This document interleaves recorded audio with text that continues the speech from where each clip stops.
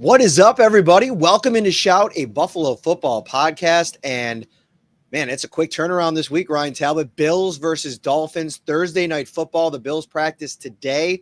They'll do a walkthrough tomorrow, and then it'll be game day. And it's weird because we've gotten into the habit of all these different shows the week of a game. We're not even doing the first look. We're getting right into the preview show here. It feels like it's a crazy quick turnaround. We'll get into all the injuries. We'll talk Matt Milano, Josh Allen, Ed Oliver, and more. We'll preview Bills versus Dolphins. We'll take some fan questions. Our insiders have sent some along. And if you have any questions while you're participating here on YouTube, Facebook, or X, feel free to drop them in the comments. How are you, my friend? I'm doing great. My yearly reminder that Thursday night football is the absolute worst. Hate it, can't stand it. Injury perspective, but also these turnarounds, we've barely been able to scrape the surface on that Jets win, and now we're moving on to Miami, but that's how the league goes. And it's something where the Bills, it's interesting about the first part of this schedule, right? Like, because they're playing a lot of teams that are struggling out of the gates. I mean, the Jets had a good first week, but obviously they came back down to earth last week. The Dolphins are might be closing in on potentially firing their head coach, depending on how things go over the next couple of weeks. And it feels like, despite some of the injuries that are, and some of them are headline grabbers. I mean, Ed Oliver, Matt Milano, guys that were really supposed to be important factors for this Bills defense this season. Already, Ed Oliver missed last week. It looks like Matt Milano's going to miss this week. We'll get into that in a second. It's just one of those things where the Bills are such a well-oiled machine that I think going through this early part of the schedule against some of the lesser opponents on their schedule, it almost allows you to go slow and bring guys along slowly that are injured and not rush them back out on the field. I was talking to Taron Johnson, who missed Sunday against the Jets with the quad injury. He did a pretty intense workout before the game, and maybe if it's a playoff game, he can go, but they just decided, hey, why rush it? We got a game in 4 days. We'll bring this back and be ready to go for that. And he does appear ready to play on Thursday. They can do the same thing with Matt Milano, depending on how severe of an injury this is, which the Bills apparently still don't know. Yeah, the Bills have always said next man up. That's been their mentality. They're proving it so far again this season. They had the ultimate faith in bringing up Zion Logue, for instance, from the practice squad last week. And Logue has a half sack. A lot of that has to do with rookie TJ Sanders and the way he was able to move Justin Fields on that specific play. So some young guys really stepping up in that role.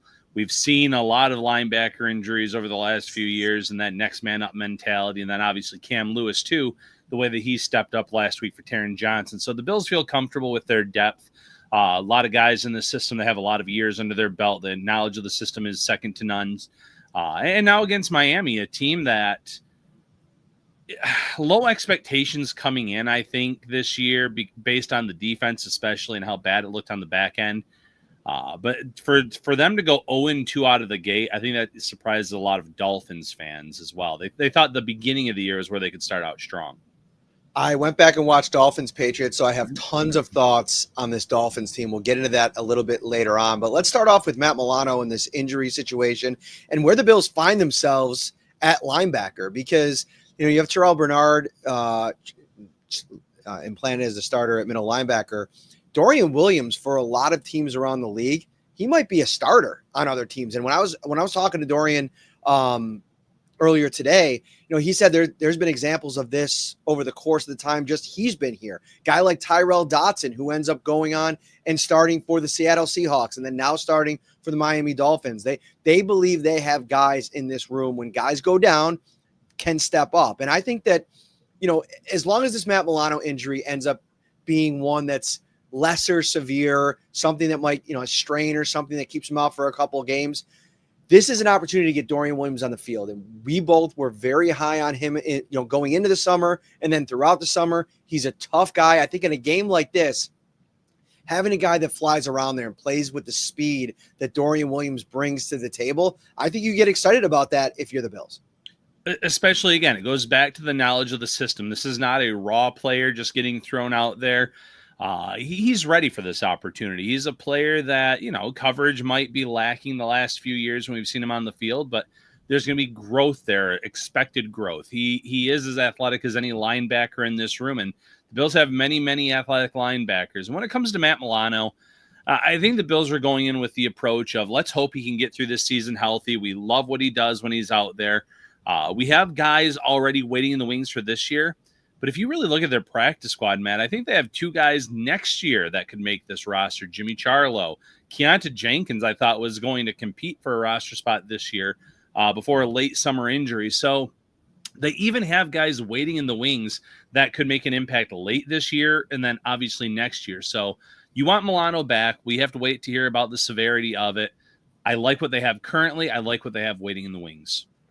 Super chat here from Jake Rowan. Go Bills. Thanks for the hard work you fellas do. Thank you for watching, Jake, and we appreciate the super chat here on this Tuesday as the Bills ramp things up. Michelle, with a question over on Facebook. There is actually practice tomorrow. It's going to be another walkthrough as the Bills kind of get themselves tuned up. The final injury report with designations will come out on Wednesday.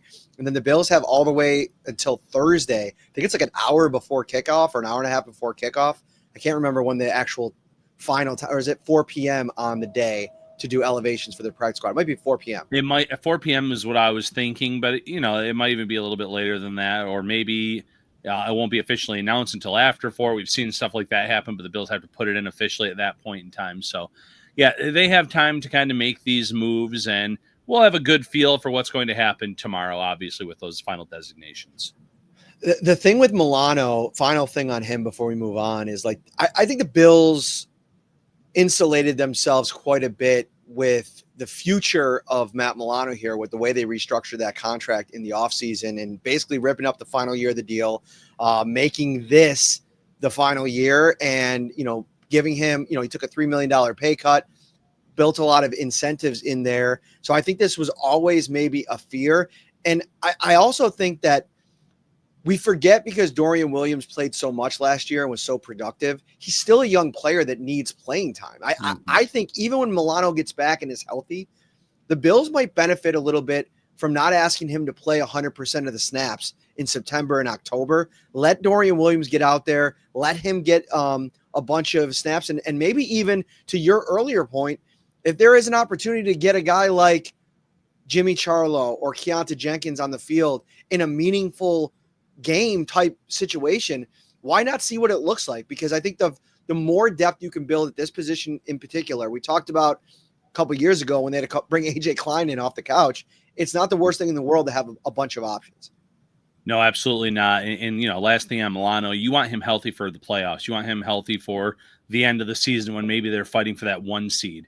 So preserving his snaps, limiting those reps, putting him in a rotation, even if you give him the majority, knock him down to 65, 70%, that's fine. You want to have him, though, healthy because of the experience, the knowledge, tackling ability, big play ability that he does bring. But it's going to be hard to do when he comes back from this latest injury if you're throwing him out there again at a high snap count. If you're watching on YouTube right now, thank you so much. Hit that like button, subscribe to the channel as well.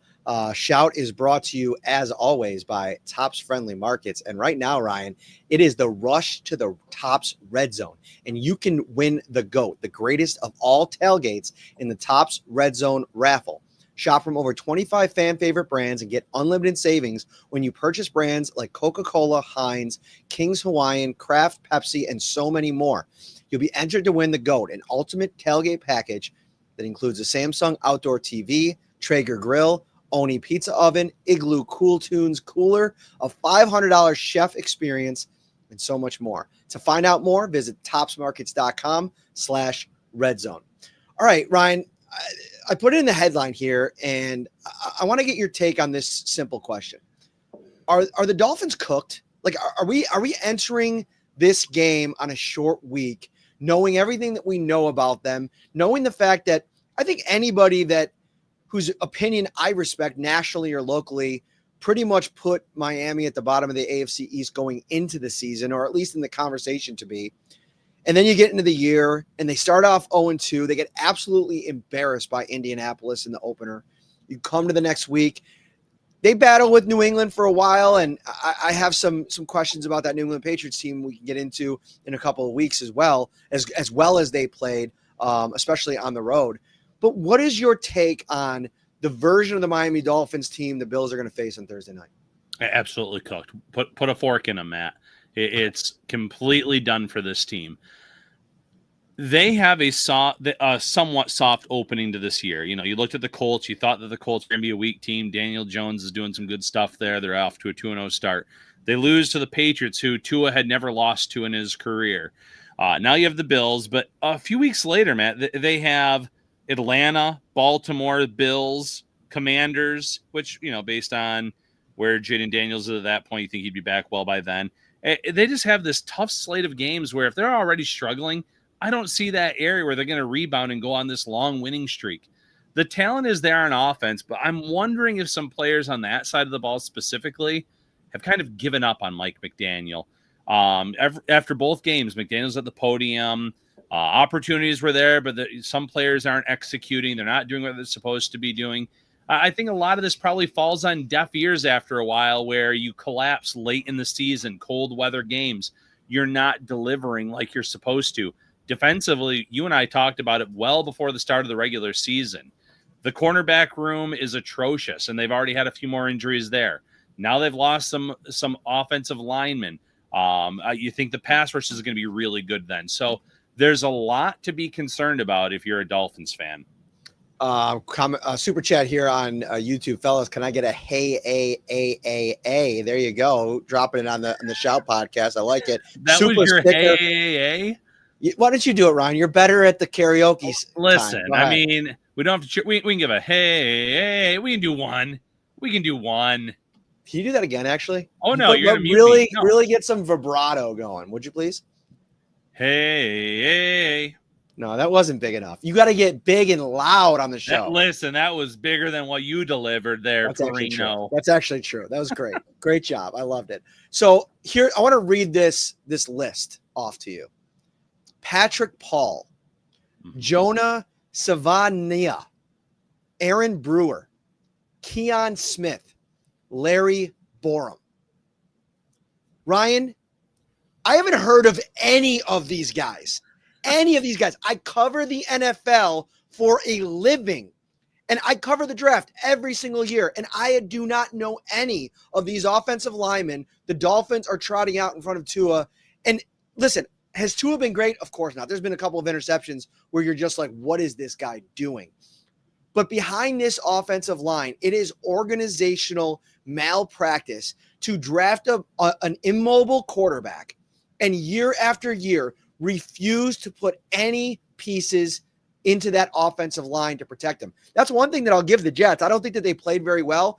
It's hard. Armand Membu going out against Joey Bosa, who I think we can make the argument after rewatch might have had the best single game performance by a Bills edge rusher in the Sean McDermott era. 7 pressures on 16 true pass rush snaps, Ryan. That pressure percentage is off the charts. And now you think about Tua going up against Joey Bosa and these guys that they have on the edge, they're banged up. I think Paul is one of the guys that are injured. He's the one guy that I actually have heard about, or maybe it's the center. Who are the injured offensive linemen? Oh, you put me on the spot here. Off the top of my head, I'm not 100% sure. I wanted to say it was someone was on the right side, but Paul was a high draft pick. I feel like Jonah was a high pick as well for them. Cole Strange is a backup. He was with the Patriots. He was a former first-round pick, but it's kind of a hodgepodge there, and it's not ideal for this team.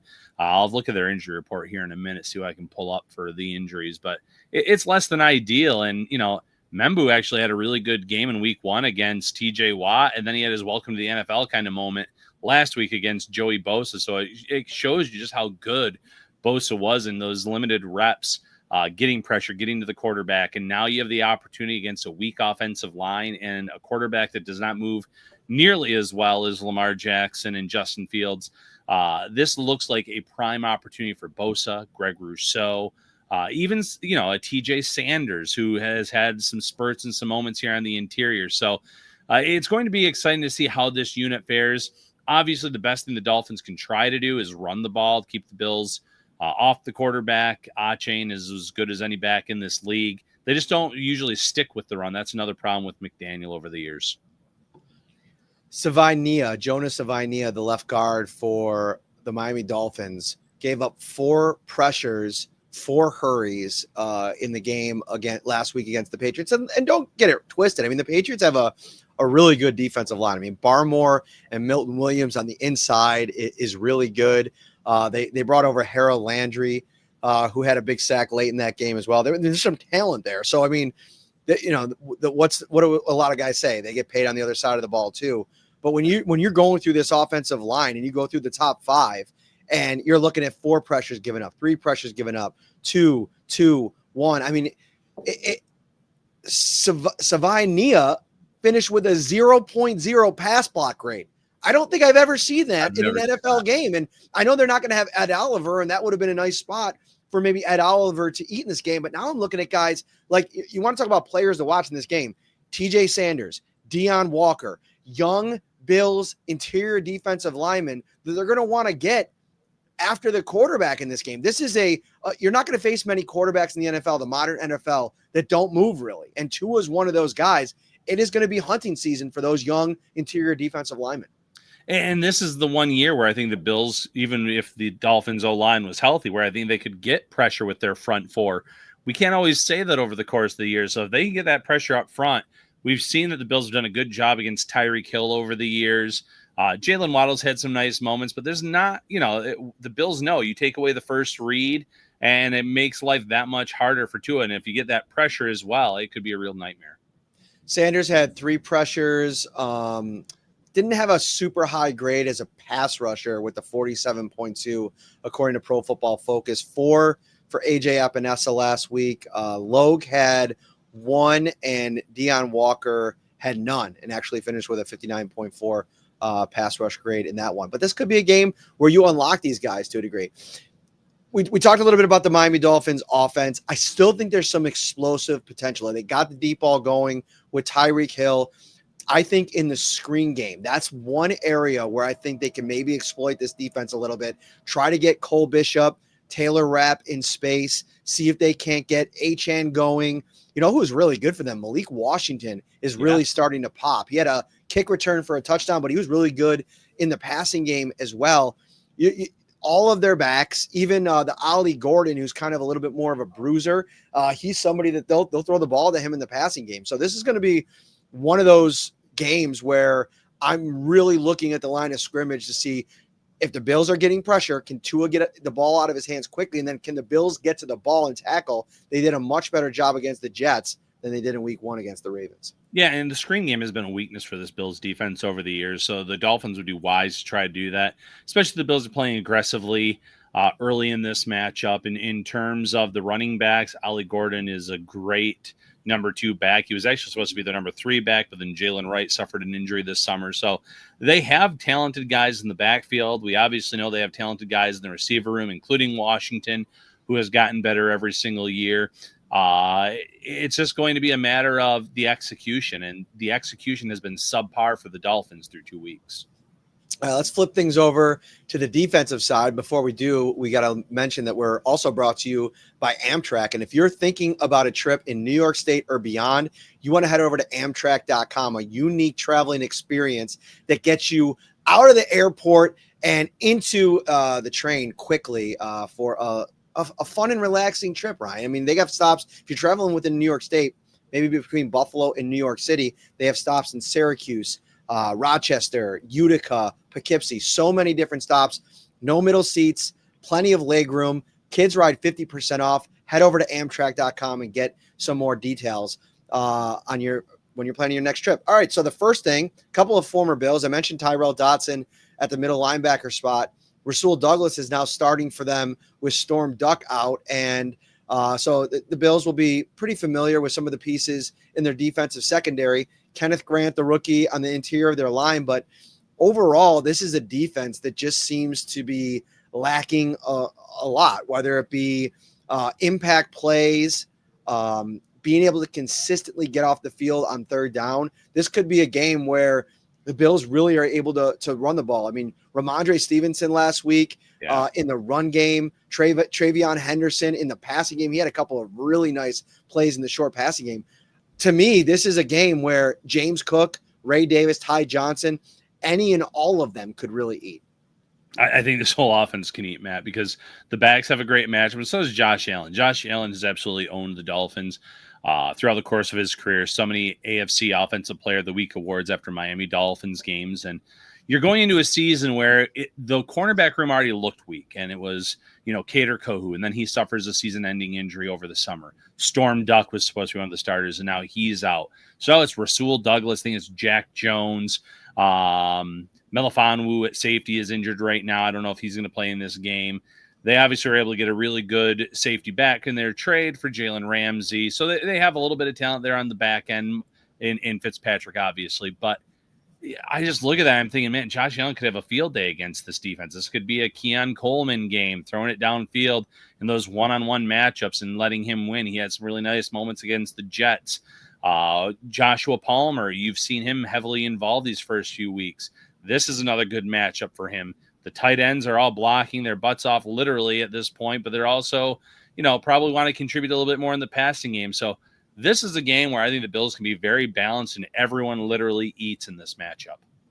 Yeah, I think you're spot on with everywhere that you look, like on the matchup sheet in this game, the Bills seemingly hold the advantage. I think the one thing that could be interesting, if you go back to week 1 and how many times the Ravens were able to pressure Josh Allen. In this game, there is a 3-pack of pass rushers in Bradley Chubb, Jalen Phillips, and Chop Robinson that the Bills have to account for. And, on the road, it's going to be challenging. Josh Allen gets the ball out of his hands quickly. He's so creative in the backfield. And then it's just getting the ball off quickly to guys like Dalton Kincaid and James Cook and, even guys like Jackson Hawes, who it doesn't feel like he's uncomfortable in the passing game. When they ask him to go out there and, a lot of times you would think the third tight end is maybe a little bit of a decoy. Jackson Hawes isn't that at all. I think that they think he can make plays in the passing game, and that's a nice piece to have in your offense as you're going up against a team that's having trouble in their secondary. Yeah, Hawes is going to have some opportunities, and maybe as early as this game, to catch a touchdown. I know he came close in that Ravens game. He had 35 snaps last week against the Jets. 30 of them were, as a run blocker, and he was just bulldozing guys. You see it on tape. You kind of get him into a lull. Then you fake the handoff, and he's going to be out in the flat somewhere, just somewhere in the end zone, wide open one of these weeks. And wouldn't shock me if that happens on Thursday Night Football against Miami. To their front, though, I love Chop Robinson. I think that he can be a star in this league. Jalen Phillips, when healthy, has been very, very good at times. He's just had some bad luck with injuries. There's talent up front, but the Bills also have a great offensive line to kind of counter that. So the one strength of the Dolphins really won't be much of a strength, in my opinion, against Buffalo. I thought Drake May did a really good job of doing like a Josh Allen impression in that game against the Dolphins last week, from, his patience in the pocket, but then also being really smart with when he decided to evade. It's kind of hairy. I don't like when analysts compare young quarterbacks to Josh Allen, because he's such a unique one-of-one type of player. But in terms of how Drake May attacked the Miami Dolphins last week, I mean, some really good layer throws at the second and third level, some really good decision-making.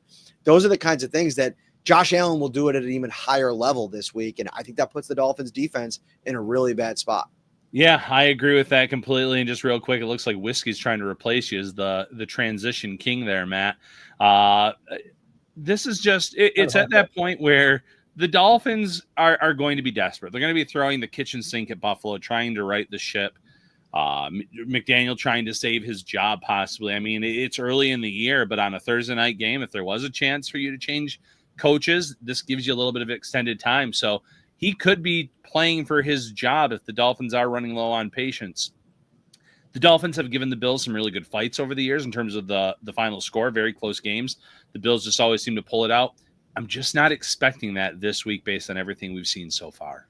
So I'm looking back quickly. A lot of the Bills players and coaches are talking about the the Dolphins being able to run the ball effectively. And, you go and you look, and I don't feel like it's been the run game in Miami that's been working early this season. I mean, last week against the Patriots, Achane went 11 carries for 30 yards. They were down a little bit early, so maybe had to abandon the run a little bit. Ollie Gordon, 1 carry for 8 yards. So that's 38 yards last week from their backs. And then obviously they were down quite a bit against the Colts. But, similar stat line, 7 for 55 for Achane, Gordon 2 for 4. So you go back a couple of years, Ryan, and this was a running game that was feared around the NFL. Like, this is the ghost of that running attack. And that's crazy to say because of how much of a weapon that I believe Achane to be, but they're really getting him more involved in the passing game than they are in the run game.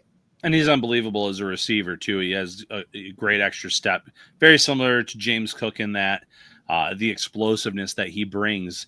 I think if given more carries, he could be a great back for this team. But McDaniel has a history of just kind of throwing the ball a little bit too often rather than abandoning the run. We saw it a few years ago where the Dolphins actually were running with a lot of success against the Bills. And then in those had-to-have-it moments, on a 3rd and short and 4th and short, he tried to pass the ball twice for incomplete passes. So I think he gets in his own head a little bit. And now that you're at this point where things have not gone well, I don't know if he's going to all of a sudden come out here and say we're going to try to grind it out and give our backs 25-plus carries against the Bills. I think the Bills would be fine with that based on the fact that they think they're going to be able to score a lot of points against this defense. I went through Tua Tagovailoa's stats against the Bills over the course of his career, and he has thrown a grand total of, can you guess how many touchdown passes in his 1-7 lifetime record against the Bills Tua has thrown? 13. 9. Okay. How many interceptions? 12. They were pretty close. 10. So okay. 9 touchdowns, 10 interceptions, 1-7 lifetime against the Bills. Has only one 300-yard passing game in those 8 career games against the Bills, and it came in his first game in 2020. And remember, he didn't play in the playoff game because that was Skylar Thompson. So the Bills traditionally really clamped down on Tua for a multitude of reasons. Like, you look back at last week and AJ Epinesa finishing with 4 pressures in that game.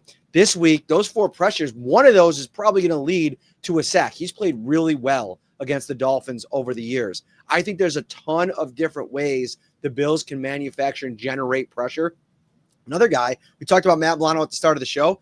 Look for Dorian Williams to be used maybe a little bit more as a blitzer in this game to try to fire through a gap, get into his face from that interior rush, which Sean McDermott has talked so much over the years about how important that is to generate. I just don't see a path against this defense for Tua on the road to lead the kind of performance or the kind of effort that's going to lead to I want to even say a competitive game, but certainly not a win. No, I agree. And you have Terrell Bernard who can get after the quarterback, Cole Bishop. They have guys in the back end too. I just think the Bills could even win just with their front 4 in this game, and that does not bode well for Miami because sometimes they have had to mix it up a little bit to make Tua uncomfortable. If they can do it with Bosa, Rousseau, Epinesa, TJ Sanders and company, it's going to be a long afternoon or evening, I should say. And as for much as, a lot of these games have been close over the years, I'm not anticipating it in this one. All right, let's get to a couple insider questions. If you want to participate on the Shout Insider text line, you could text 716-528-6727 right now. Get yourself a 2-week free trial, $3.99 a month after that. Good way to connect with myself and Mr. Ryan Talbot, who's always firing away on game day. It takes your game day experience to another level. All right, Pete Lamb asks, with Hancock back, Jordan Hancock, who's back at practice this week after dealing with the shoulder injury, does he start to work in with the safety room, rotate Bishop, Rapp, and Hancock? Still feel there is a big issue there. So I guess at the top, I think you're going to see Taylor Rapp and Cole Bishop for the foreseeable future. Mm-hmm. I thought that they had a bounce-back performance. Maybe it still wasn't excellent. But what I think the Bills could do is with Cam Lewis out this week, if they believe in Jordan Hancock enough, and that's if Cam Lewis is out this week. He was a red non-contact jersey today, so I'm just projecting that maybe he won't be able to go. Taron Johnson's back in the slot. Maybe you give Hancock an opportunity to play in that dime safety role. Now, the off-the-wall idea I had, if you think that he's football ready, was maybe elevating Jordan Poyer off the practice squad in kind of like a revenge game scenario against the Miami Dolphins. The problem there is they might need numbers, maybe at linebacker with a Keontae Jenkins elevation, again, if Shaq Thompson can't go. And then obviously with Ed Oliver out, they're going to have to likely elevate Zion Logue once again. Yeah, if an injury situation takes place, then I could see Hancock being active in this game. But for now, I don't even if he's active, I don't anticipate him playing a lot of snaps. Like you said, it's going to be Rapp. It's going to be Bishop playing a lot of most of, if not all of the snaps at safety. And Bishop, I thought, had a nice, bounce back game in week 2. Rapp was obviously better. They still have trust in Hamlin. I'm not saying that at some point this season Hancock doesn't pass Hamlin on the depth chart, but certain things have to kind of be put in order for Jordan Hancock to get that opportunity. Super chat here from Whiskey over on YouTube. Why haven't the Bills tried Taron Johnson at safety? It's funny because talking to him today, I asked him about like the approach against Tua and with all the speed on this offense for the Dolphins. And he said, well, all of us in the safety room. And I thought that was interesting the way that he phrased the response, because I think in a way they are a bit positionless when you think about what they're all asked to do play to play. So in a weird way, he does play like a safety like role at times, especially when you think about like getting up in the box and challenging in the run game. I think that there's a level of communication that has to happen back there, but he's one of the best slot cornerbacks in the league, especially from a coverage perspective. I think having him being able to challenge some of the best slot receivers in the league, and this week they're going to get a ton of action in the slot. They put Hill there. They put Waddle there. They're going to put Washington there. There's going to be challenges for Taron Johnson this week if he's able to play like he said he's going to. Yeah, and that's perfectly said on the fact that all these roles are very interchangeable, and in a way, the fact that he refers to it as him and the other safeties, there's something to be said for that. But in this matchup, he's going to have his hands full. He's going to be very busy. And the Bills are going to count on him in his traditional role. All right, I'll ping pong this one over to you, Ryan. Pete has another question. Is it too early to talk trade deadline? Moves to start eyeballing potential sellers at the deadline, looking at maybe the Bears, Dolphins, Jags, Panthers. What do you think about those 4 teams, Ryan, to start with? And then I also want to talk about maybe for a minute, what would be a position the Bills would maybe target? I think I was talking to Josh Reed about this we drove back from New Jersey together. And one of the positions that I brought up was pass rusher or linebacker. I know a lot of people are hoping safety help, right? I just don't know if the Bills are willing to make a move for somebody that they have to try to teach their defense to on the fly at that position. Yeah, I think linebacker is a little bit easier in terms of the instincts and getting them out there on the field in terms of the expectations of what need to be done. That would make a ton of sense to me. I don't know about pass rusher. I feel like as long as they stay healthy, they like that room quite a bit. The problem for the Bills when you're thinking about the trade deadline is they would have to free up some money. They'd have to rework another deal, make something like that work, unless you're adding a player that is on a very low salary, which a lot of times those guys aren't the ones that teams are trying to move on from. So I think from the salary cap perspective, the Bills are going to be limited in what they can do. And I think also Brandon Beane might sit there and say, we've been burned a few times making these trades at the deadline, giving up valuable picks. And have we really gotten the return that we needed? Amari Cooper being obviously the most recent example. He did not meet the draft pick that the Bills gave up to get him. So that's another thing that you have to kind of factor in. Well said. Christy Allen asks, why do fans media give a general consensus that the Bills have an advantage over the Dolphins? From what I remember, the last meetings were field goal differences that could have gone either way. Divisional games always make me nervous. I think that the consensus comes from the fact that, like I mentioned, the Bills against Tua in his career are 7-1. And the one game that they won was that Heat game down in Miami where the Bills were just like, they're getting IVs and their players at halftime.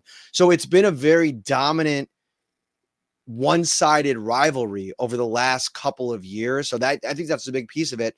Divisional games are funny. The Bills are cruising right now on the heels of that Jets game. Anything can happen, but just from a talent perspective, a coaching perspective, the quarterback perspective, I just don't see a lot of advantages to put over on the Dolphin side, because I also think that talk about Tua's lack of big time performances. Tyreek Hill hasn't been very good against the Bills in recent years. No, and I think Hill will be a player that they move on from at some point this season, trade him away. Christie makes a good point. A lot of these games have been close over the years. Divisional games are always tough. As much as the Bills pulled away in that 30-10 game, a lot of it had to do with the Jets shooting themselves in the foot. The defense was actually playing a pretty good game, minus the mistakes that they made with penalties. So I agree with all of that, but I look at the first 2 weeks, and I always say don't overreact 1 week. And I know it's only been 2 weeks, but look at what Daniel Jones did to that defense. Just kind of picked them apart and shredded them apart. Drake May picked them apart. Now you go to Josh Allen, the reigning MVP, who has already had a lot of success against this team. If those two guys and their offenses are putting up 30-plus points or 30 points or more against this Dolphins defense, the Bills could easily put up, 30, 40-plus points in this matchup. And I just don't think that this is the year where the Dolphins can keep up with the Bills in that type of game.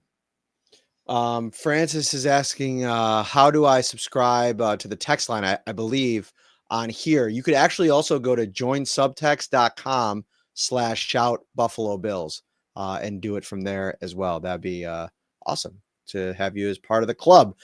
Final question from Don Hart. As of right now, who are the cut candidates when the suspended players, Larry Ogunjobi and Michael Hoyt, and then Maxwell Hairston coming off injured reserve?